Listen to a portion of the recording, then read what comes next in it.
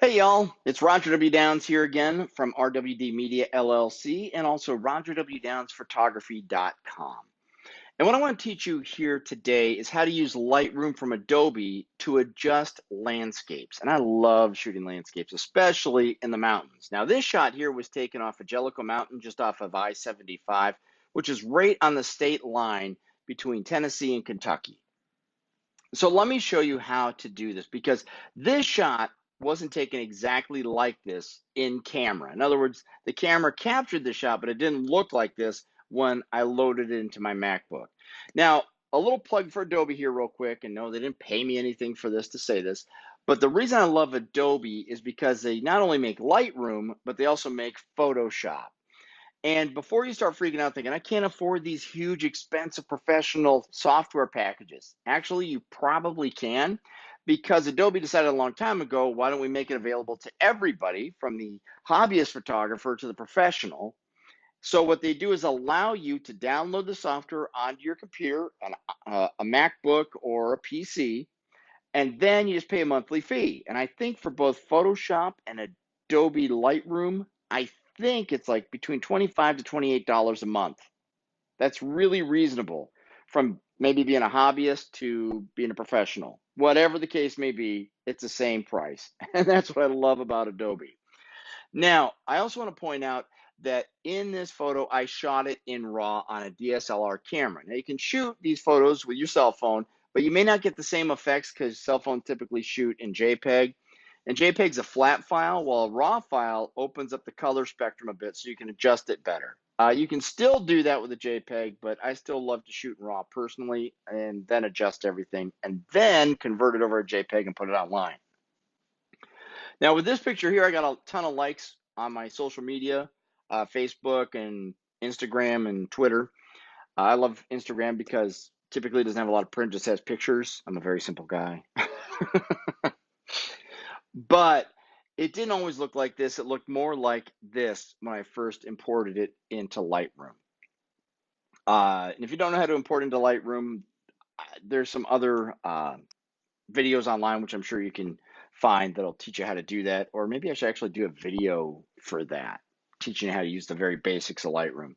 But once you get a photo into Lightroom like this, and it's, let's say, a sunrise, and you want to make the foreground pop, it's pretty simple, really.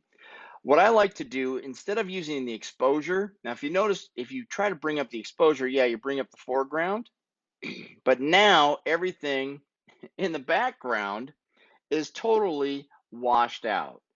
And so you're trying to find the happy place, but there really isn't a happy place, is there?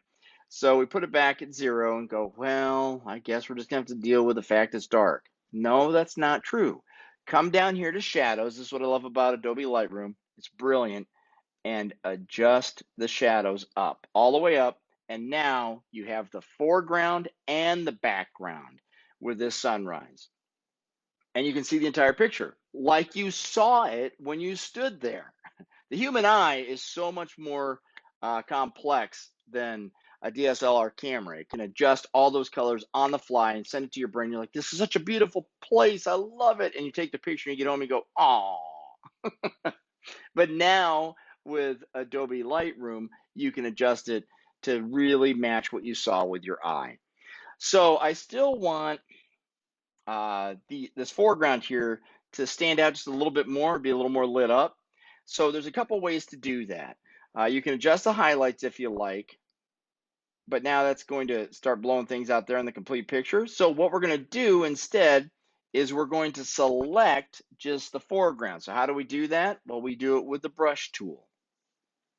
So we click on the brush tool, and typically I like working with a brush, and you can adjust the size here, which is about 12 because it allows me to be a little more precise, but I feather it out to about 70 because that fades off the effect. So it isn't just a straight cut line between the selection that you choose and then the rest of the picture, unless of course you want that effect. And there are some cases where you're going to use that.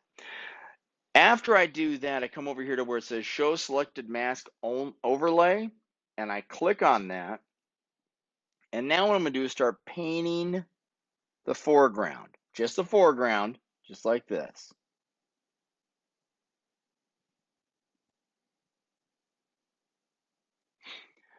Now that I've got it all covered, what I'm going to do now is unselect it.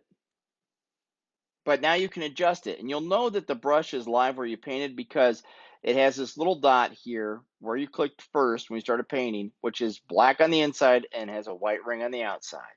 So we're going to adjust the exposure. Now what I want to do is make maybe the highlights pop a little bit more. So I'm going to find highlights here, which is right underneath shadows. I'm going to bring the highlights up because I want it to look natural, like it's still just dawn, but I don't want to bring out, like if I adjusted the exposure there, it would make it look a little strange. I mean, you can do it a little bit, but I wouldn't do it a lot at all. Maybe like maybe a 0.05 up, just enough to make it pop a little bit. And you can adjust the shadows again if you like, and then adjust the contrast. You can bring it all the way over here if you want to really lighten it up. But I still like a little bit of dark in there because it's morning and you want to make it look like it's morning, but you want that foreground to pop a little bit and have a bit of a contrast. Maybe I'll just adjust it that way because I want it to stand out, like the light parts to pop so you can see them, but I want it to also match the fact that it melts into the next level of the picture, which are the silhouettes of the trees against the sunrise. So once I've done that, I'm going to hit done. And now it's ready to go. And by the way, if you want to see it again and adjust it, you can always go back up to the brush and see where this little ball is right here. Just click on it and you can adjust it again if you like. That's how you can go back to it, because once it's done, it doesn't have to be done. Like it's not done forever. You can go back and adjust it. But to show you the difference, I'm going to click on this little button here once you scroll down, which will turn it on or off. That's on or off switch for the brush adjustment. And if you notice, it's just slight little differences that make it pop.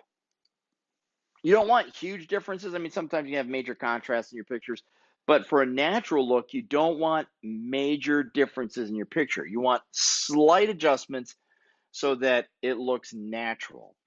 Now, with that said, I want to make the sunrise a little more richer. So we're going to again select the brush tool, and this time we're going to come over. I'm going to open up just a little bit larger, and we're going to paint right across here, just like that. And again, we're going to have to adjust the exposure because for whatever reason, although I might bring it down just a little bit more, just maybe. And we can bring the saturation up just a little bit.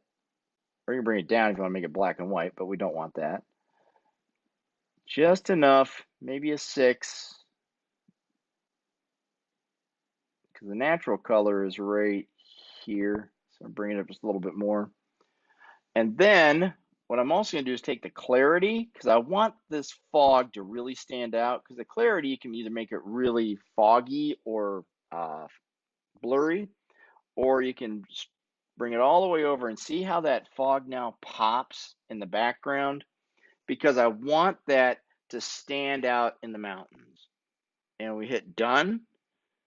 And now if we want to adjust the exposure just a little bit, just to make sure that it's not too dark. And the way you can tell if something's too dark is you have the histogram up here, and we can adjust, literally can click and hold it and adjust this just enough so that you want the colors to be right in this spectrum here. You don't want one all the way over to the left or all the way over to the right, because it'll be too light or too dark. So there we go, bring that up just a little bit. And it really depends on what you want, because in the end, this is your picture, so you can make it any way you like. So here we have the first morning light with the silhouette and the foreground popping, and I like that. So that's what we're going to stick with. And then what you would do is you would just export it and send it to wherever you want, or upload it or sell it online. But that is the picture in itself. And we went from, by the way, remember, we went from, we got to this from that. So I hope that helps. And by the way, you can find a link to rogerwdownsphotography.com underneath this video. Please, if you liked what you saw here, like this channel, follow us, click on the little link to do that. And if you have any questions, feel free to visit my website. You'll be able to find my email there. Ask me any questions you like, and I promise I'll try to get back to you when time permits. I do a lot of projects, but I will answer my emails when I get some time to do that. It may take me a day or two. All right. Happy shooting with your camera. And of course, be safe. And remember, I love you. The good Lord above loves you. He has promised you that. So make sure to count your blessings. And the best part is you are forgiven. So until the next video, peace, love, and coon dogs, y'all.